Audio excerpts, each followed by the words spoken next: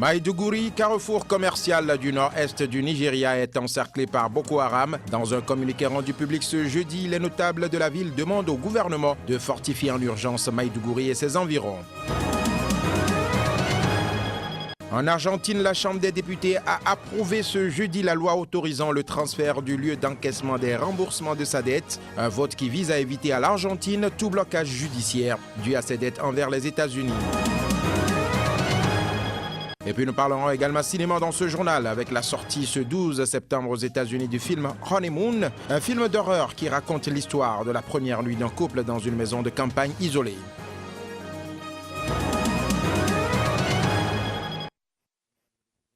Plaisir est pour moi de vous retrouver sur Sika. Nous démarrons par les informations sur le Soudan. Les efforts pour mettre fin au conflit qui ravage le Soudan ont abouti à une avancée majeure avec la signature la semaine dernière d'un accord avec les rebelles, a informé ce mercredi le médiateur et ancien président sud-africain Thabo Mbeki. Après s'être entretenu avec le président soudanais Omar el-Béchir, Thabo Mbeki a déclaré que l'accord signé avec entre l'Union africaine et le Front révolutionnaire soudanais constituait un grand pas concernant la question du dialogue national et ouvrait la voie à un grand succès des pourparlers. Rappelons que le Front révolutionnaire soudanais est une alliance de rebelles armés du Darfour, du Kordofan Sud et de l'État du Nil Bleu. Réunis à Addis Abeba, ils se sont engagés à une résolution pacifique des conflits au Soudan et à participer à un dialogue politique national. Le parti d'opposition Ouma a également signé un accord similaire avec l'Union africaine. Les représentants des deux autres partis qui ont déjà accepté de participer à un dialogue national proposé par le gouvernement ont eux aussi signé un engagement identique. Arrivé au pouvoir il y a 25 ans par un coup d'État, Omar el-Béchir avait annoncé en janvier dernier un dialogue national qui inclurait des insurgés. Mais l'arrestation peu après de plusieurs figures politiques, notamment le leader du parti Ouma, Sadek Al-Mahdi, libéré plus tard, et la censure qui continue à l'égard de la presse avait mis en doute la sincérité du gouvernement soudanais. Maïdougouri, carrefour commercial du nord-est du Nigeria, est menacé par une attaque imminente du groupe Boko Haram. Les insurgés islamistes ayant encerclé la ville a prévenu ce jeudi un groupe de notables de cette région composé d'anciens responsables politiques et militaires et de dirigeants locaux. Dans un communiqué qu'ils ont rendu public, ils demandent au gouvernement fédéral de fortifier en urgence la ville de Maïdougouri et ses environs. Reportage. Les insurgés islamistes de Boko Haram ont encerclé la ville de Maïdougouri, capitale de l'État de Borno, et préparent une attaque imminente contre ce carrefour commercial du nord-est du Nigeria, a prévenu ce jeudi dans un communiqué un groupe de notables influents de cette région. Ces derniers estiment que le gouvernement doit agir rapidement, les insurgés ayant déjà pris le contrôle des villes proches à l'est et au sud de Maïdougouri, ville dans laquelle plus de la moitié des 4,1 millions d'habitants de l'État de Borno se trouvent actuellement. L'état d'urgence a été déjà instauré dans l'État de Borno, ainsi que dans les États voisins d'Adamawa et de Yobe en mai 2013, dans le but de mettre fin à l'insurrection islamiste de Boko Haram qui a fait plusieurs milliers de morts en 5 ans. Mais malgré ces mesures, l'armée nigériane s'est montrée impuissante à stopper l'avancée du groupe extrémiste dont les attaques se sont encore intensifiées ces derniers mois. Boko Haram s'est récemment emparé de la ville de Bama, à 70 km de Maïdougouri, mais l'armée dit avoir repris le contrôle depuis. Dans une déclaration vidéo diffusée le 24 août dernier, le chef de Boko Haram, Aboubakar Sheko, avait affirmé que les islamistes s'étaient emparés de Goza, également dans l'état de Borno, qu'il a déclaré avoir placé sous le règne d'un califat islamique. En Argentine, la Chambre des députés a approuvé ce mercredi la loi autorisant le transfert du lieu d'encaissement des remboursements de sa dette vis-à-vis de New York. Ce vote permettra à l'Argentine d'éviter tout éventuel blocage judiciaire en cas de non-paiement de ses dettes aux États-Unis. Reportage. Ces applaudissements nourris restent l'expression tangible du sentiment de soulagement qu'est celui de la plupart de ces députés. Passant 34 voix pour, 99 contre et 5 abstentions, ils ont approuvé la loi autorisant le paiement de la dette à polémique ailleurs qu'aux États-Unis. Avec cette loi, l'Argentine souhaite éviter d'être empêchée d'honorer sa dette restructurée avant une prochaine échéance. La justice américaine a en effet exigé que Buenos Aires paie les fonds vautours qui ont refusé toute restructuration de leurs créances avant de procéder à tout remboursement des autres créanciers. Le dernier remboursement de dette argentine aux créanciers privés d'un montant de 539 millions de dollars est bloqué depuis le 26 juin sur un compte de la Bank of New York sur décision du juge américain Thomas Dreiser. Pour les députés appartenant à la coalition du centre-gauche au pouvoir, il était temps de cesser de tergiverser. Il faut bien tourner la page. À un certain moment, il faut mettre fin à cette dette qui remonte aux années 30. Je n'étais pas née encore et pourtant maintenant je suis en train de la payer. Mon fils la payera et peut-être mes petits-enfants vont payer eux aussi. Donc, je pense que c'est la bonne façon pour en finir avec tout ça et que les Argentins soient capables de marcher la tête haute et de dire « Voilà, nous avons payé, c'est fini ». L'opposition, quant à elle, fait toute une autre lecture de la situation. À son avis, le vote de la loi ne réglera pas le problème créé par la décision du juge. Non, je ne pense pas que cette loi soit la bonne solution. Parce que ce n'est qu'une solution à un niveau national. Peu importe le vote des parlementaires, si les détenteurs d'obligations décident de ne pas changer de juridiction, ceci n'aura pas de résultat. Le 30 juillet passé, l'Argentine a été déclarée en défaut de paiement partiel par les agences de notation. Mais elle refute cette qualification, mettant en avant sa volonté d'honorer ses dettes et sa solvabilité. Toujours sur le sous-continent sud-américain, la présidente du Brésil a bénéficié politiquement de pots de vin qu'aurait versé Petrobras entre 2004 et 2012 à des dizaines de députés ou sénateurs de la coalition au pouvoir. C'est ce qu'affirme le social-démocrate Aécio Neves, candidat à l'élection présidentielle. C'était ce mercredi à Rio, alors qu'il battait campagne. Reportage. Le candidat du PSDB à l'élection présidentielle au Brésil ravive l'attention dans le scandale Petrobras. Aécio Neves ne mâche pas ses mots. La candidate sortante aurait bénéficié politiquement des pots de vin qu'aurait versé Petrobras à des dizaines de députés ou sénateurs de la coalition au pouvoir. En réalité, ceux qui affirment qu'il existe une organisation criminelle au sein de Petrobras, ce n'est pas moi, c'est la police fédérale. Ceux qui disent qu'il y avait des pots de vin pour payer des alliés politiques du PT, ce n'est pas moi, c'est le directeur nommé par le PT et la responsabilité revient donc au PT. Je n'accuse pas la présidente de la République d'avoir bénéficié financièrement de cet argent, je ne crois pas que c'est ce qu'il se soit passé. Mais elle en a bénéficié d'un point de vue politique parce que ce fonctionnement qui existe depuis presque 10 ans, selon les accusations, c'est ce qui a alimenté sa base de soutien, y compris pendant son élection. Ceci est particulièrement grave. Nous espérons que d'autres informations vont sortir bientôt. Pour le candidat du PSDB, il faut qu'avant d'aller aux urnes le 5 octobre prochain, que les électeurs sachent très clairement l'implication de chaque personne citée dans l'affaire. En ce qui concerne le PSDB, si quelqu'un est déclaré responsable ou impliqué dans une affaire de détournement d'argent, il devra purger la peine qui lui aura été donnée. Le PSDB ne le traitera pas comme le PT qui le considérait comme un héros national parce que cela est inadmissible. En attendant d'en savoir plus sur cette affaire, Aécio Neves reste confiant en sa victoire le 5 octobre. Je vais croire jusqu'au dernier jour que c'est possible parce qu'aujourd'hui, tout est possible, a-t-il déclaré. Le président François Hollande est arrivé ce vendredi à Bagdad où il entend témoigner du soutien de la France au nouveau gouvernement irakien et préciser sa stratégie à l'encontre des djihadistes de l'État islamique. Son avion transporte 15 tonnes d'aide humanitaire et devant être livré à Erbil, dans le nord de l'Irak. François Hollande est accompagné du chef de la diplomatie française, Laurent Fabius, et du ministre de la Défense, Jean-Yves Le Drian, 11 ans après avoir refusé de suivre Washington et Londres dans l'invasion de l'Irak. La France tente ainsi de revenir sur le devant de la scène internationale dans ce pays avec lequel elle a entretenu les liens historiques forts mais ambigus sous le régime de Saddam Hussein, renversé par l'invasion américo-britannique en 2003. Sur un autre plan, à présent, ce jeudi, les États-Unis commémoraient le 13e anniversaire des attentats du 11 septembre. En effet, en quelques heures, les tours jumelles du World Trade Center aux États-Unis ont été réduites en un amas de feu, de poussière et d'acier. C'était en 2011. Les États-Unis d'Amérique venaient ainsi d'être touchés par une série d'attentats sans précédent.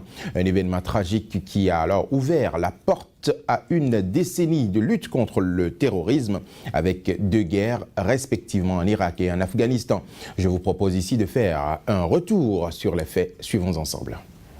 Le 11 septembre, une date, une histoire. Au matin du 11 septembre 2001, 19 terroristes islamistes, la plupart originaires d'Arabie Saoudite et liés à Al-Qaïda, prennent le contrôle de 4 avions de ligne américains. Le but de leur opération, imaginé par Khalid Sheikh Mohammed et validé par Oussama Ben Laden, le chef du réseau Al-Qaïda depuis l'Afghanistan, s'écraser sur des lieux symboliques de la puissance américaine. 8h46, heure locale à New York, le vol 11 d'American Airlines qui avait décollé de Boston à 7h59 avec notamment à son bord Mohamed Atta, le chef de l'ensemble du commando, percute la tour nord de World Trade Center. À New York, c'est la stupéfaction. À ce moment, impossible de dire s'il s'agit d'un accident ou d'un attentat. 17 minutes plus tard, le doute n'est plus permis. 9h03. Un autre avion, le vol 175 d'United Airlines, également parti de Boston, s'écrase à son tour contre la tour sud du World Trade Center. Les tours jumelles sont en flammes. L'Amérique est bien attaquée.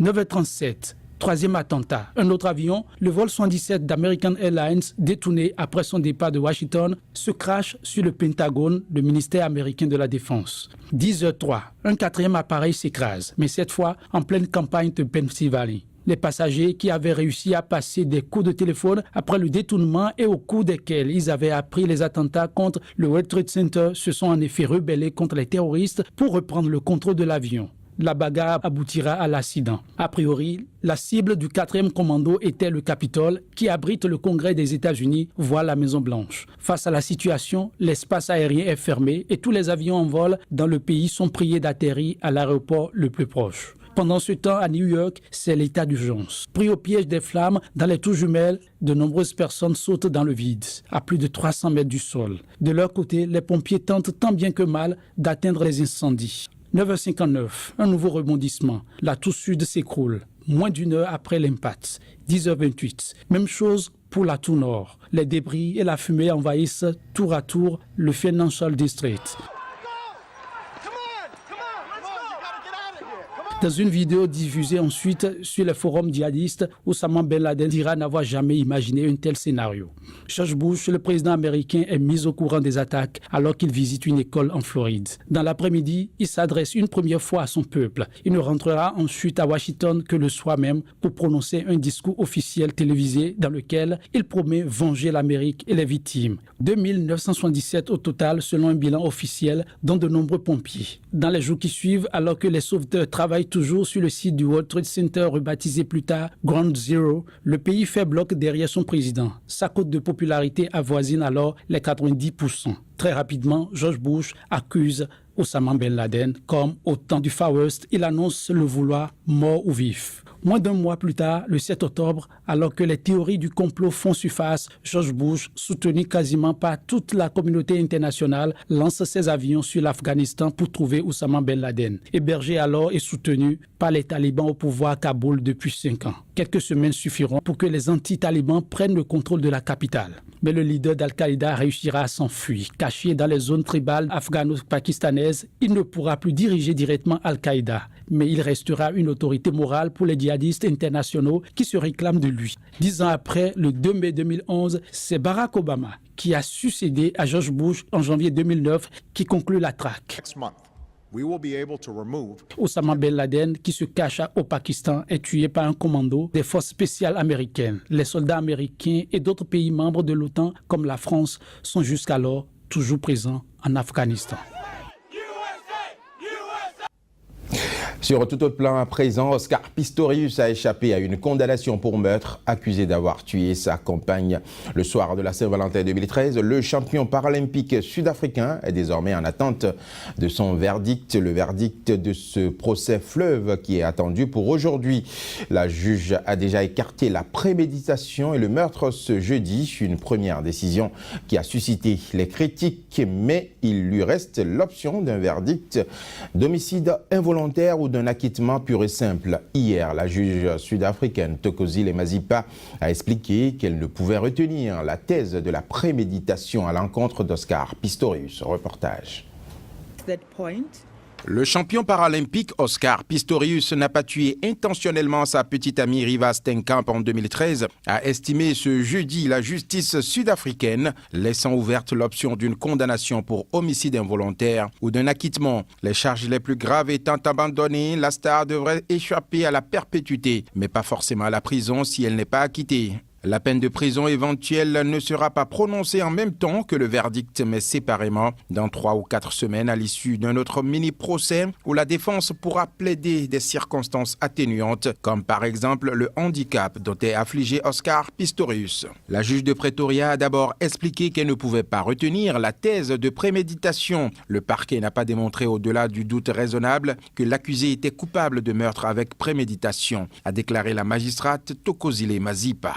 Je continue à expliquer pourquoi la plupart des témoins se sont trompés sur les faits. Cette affaire a attiré beaucoup d'attention médiatique, surtout après l'incident. C'était un sujet de conversation dans beaucoup de maisons et cela n'a pas aidé. Les relations normales sont dynamiques et imprévisibles la plupart du temps. Les êtres humains sont inconstants. Ni la preuve d'une relation aimante, ni la preuve d'une relation aigrie ne peuvent aider la cour à déterminer si l'accusé avait l'intention de tuer la personne décédée. Pour cette raison, la cour se retiendra de faire référence à cet égard. Puis elle a souligné que Pistorius a affirmé depuis le début avoir cru à l'intrusion d'un cambrioleur et pensé que sa vie était menacée. L'accusé ne peut donc pas être coupable de meurtre, a-t-elle estimé avant de suspendre l'audience. Pour en arriver à cette conclusion, elle avait écarté auparavant des témoignages clés de l'accusation, non sans mettre en cause la sincérité de Pistorius. Elle n'a pas contesté l'honnêteté des témoins, mais a refusé de s'appuyer sur des souvenirs fragilisés par le caractère faillible de la mémoire humaine et brouillés par l'intense battage médiatique autour du procès. Durant le procès, plusieurs voisins étaient venus raconter à la barre comment ils avaient été réveillés la nuit du drame par des coups de feu et des cris, les éclats de voix d'une dispute et des hurlements de femmes. Assis dans le box des accusés, l'athlète handicapé est apparu la plupart du temps figé, le regard fixe, concentré sur la lecture à haute voix faite par la juge. À 2 reprises, il a néanmoins fondu en larmes. Cinéma à présent, sorti ce jour aux États-Unis du film Honeymoon. Ce film d'horreur raconte le cauchemar vécu par un jeune couple dans une maison de campagne isolée. Suivons ensemble. Une première nuit de noces pas comme les autres, terrifiante et accablante pour Paul et Béa. Cela leur a pris du temps pour cimenter cette relation qui est forte, heureuse et saine. Mais soudain, ça commence à dérailler et on ne sait pas si c'est elle ou si c'est lui qui perd la tête ou s'il s'agit de forces extérieures. C'est comme une cocotte minute prête à imploser quand on se rend compte que la personne qu'on vient d'épouser n'est peut-être pas vraiment la personne qu'on pensait avoir épousée. So this is the famous family cottage. Do you like it? Here's what I see. The woods. A lake. No one around. On voulait vraiment que la relation entre ces deux personnages soit aussi organique que possible, aussi vraie que possible pour qu'à la fin du film, les enjeux soient encore plus importants.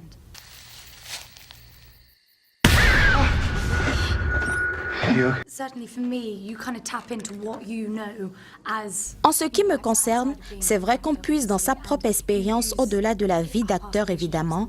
On se nourrit de relations qu'on a pu avoir dans le passé, de la manière dont on se comportait avec un ex-copain, sauf que cette fois, les enjeux sont plus importants car ils sont mariés.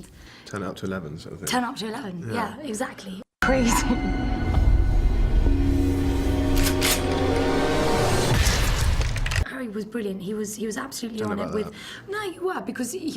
Harry était excellent. Il était vraiment très bon pour créer un passé commun à ces personnages, par exemple lors de la scène dans la baignoire.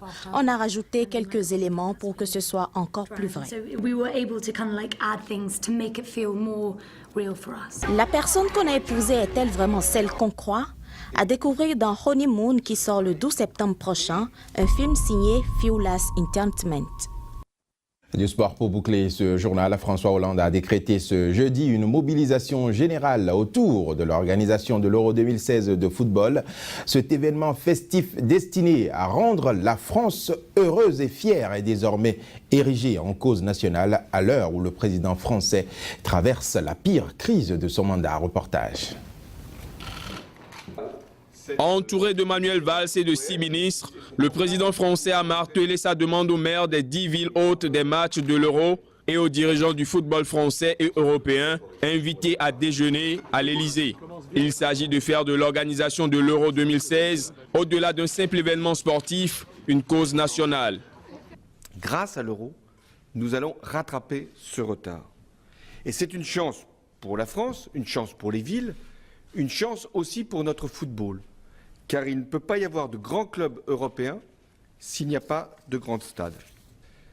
C'est une chance également pour nos territoires, puisque des millions de touristes vont venir dans les 10 villes hôtes de l'Euro, et nous espérons que nous pourrons donner la meilleure image qui soit, ce qui exigera une mobilisation de tous les acteurs, de tous les partenaires. La France, à l'occasion de l'Euro, doit montrer son plus beau visage, doit être la plus belle vitrine qui soit, y compris pour nos industriels.